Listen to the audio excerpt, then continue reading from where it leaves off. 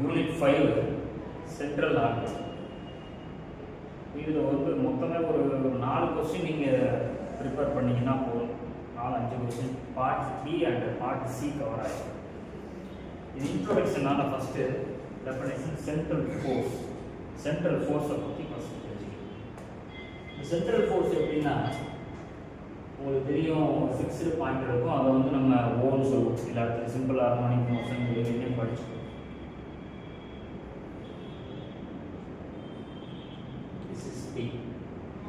அப்படிங்கிற ஒரு point, particle ஏதோ ஒரு பாயிண்ட்ல இருக்கு. இது இதை ரீட் பண்ணி பாருங்க. சென்ட்ரல் ஃபோர்ஸ் அப்படின்னா சென்ட்ரல் நோக்கி இருக்கும், இல்லைன்னா அந்த சென்டர்ல இருந்து வேற டைரக்ஷன் இந்த மாதிரி இருந்துச்சுனாக்கா அது சென்ட்ரல் ஃபோர்ஸ். இப்போ ஃபார் எக்ஸாம்பிள் இது பார்க்கணும்னாக்க அதாவது டுவர்ட்ஸ் ஓவா இருக்கணும், ஓ நோக்கி இருக்கும், இல்லைன்னா பி இந்த மாதிரி.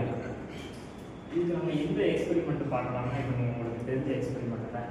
கையில் இருக்க ஒரு கல்லுலையோ இல்லை வேறு எதையோ கட்டி சுற்றுறோம்னு வச்சுக்கோங்களேன். இப்படி சுற்றுறப்ப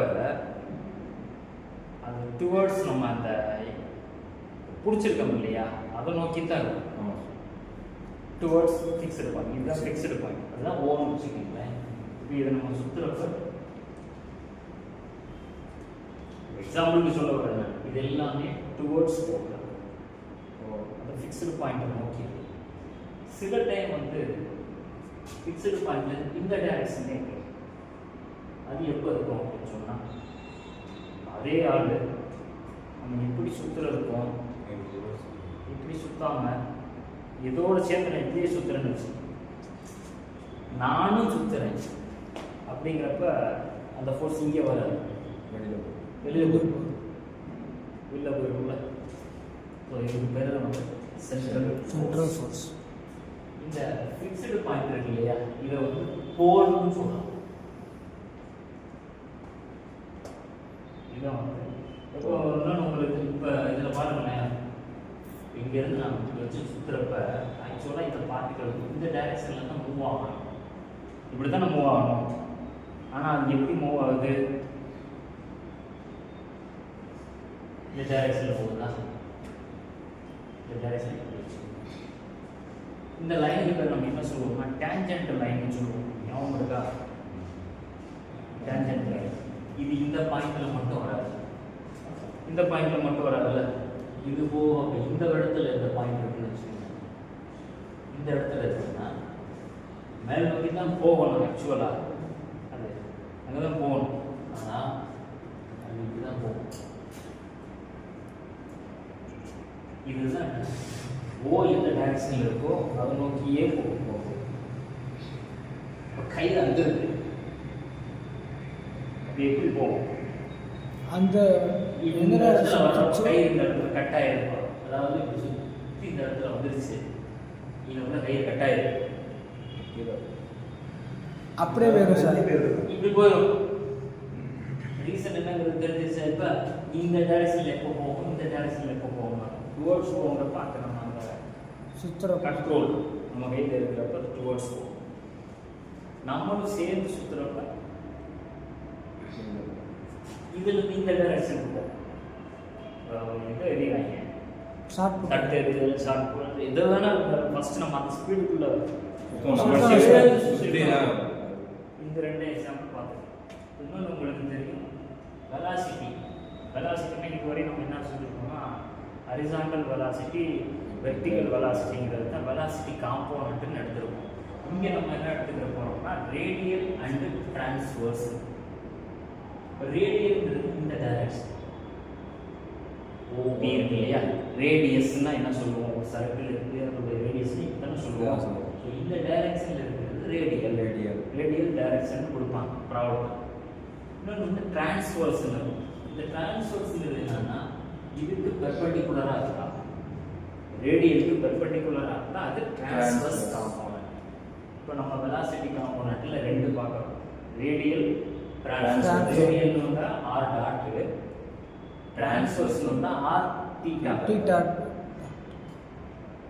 ஆங்கிள் வந்துருக்குல்ல, இதில் பாருங்க acceleration r double dot minus r theta dot square இங்க 1 by r d by dt dt னா என்ன சொல்றோம்னா time with respect to time தான் இந்த மூவ்மெண்ட் எல்லாமே r square theta dot நமக்கு தெரியும் r theta வந்துட்டாலே அது என்ன கோஆர்டினேட்னா போலார் கோஆர்டினேட்னு சொல்றோம் x y வந்தா கார்ட்டீசியன் கோஆர்டினேட் x y வந்தா கார்ட்டீசியன் கோஆர்டினேட்டா r theta வந்துச்சுனா போலார் இதுல இன்னொரு பாயிண்ட் நோட் பண்ண வேண்டிய பாயிண்ட் இப்போ OA அப்படின்னு ஒரு லைன் இருக்குன்னு வச்சுக்கோங்களேன். இந்த லைனை நம்ம கார்ட்டீசியன்ல எப்படி சொல்லுவோம்னா எக்ஸ் ஆக்சிஸ்ன்னு சொல்லுவோம்.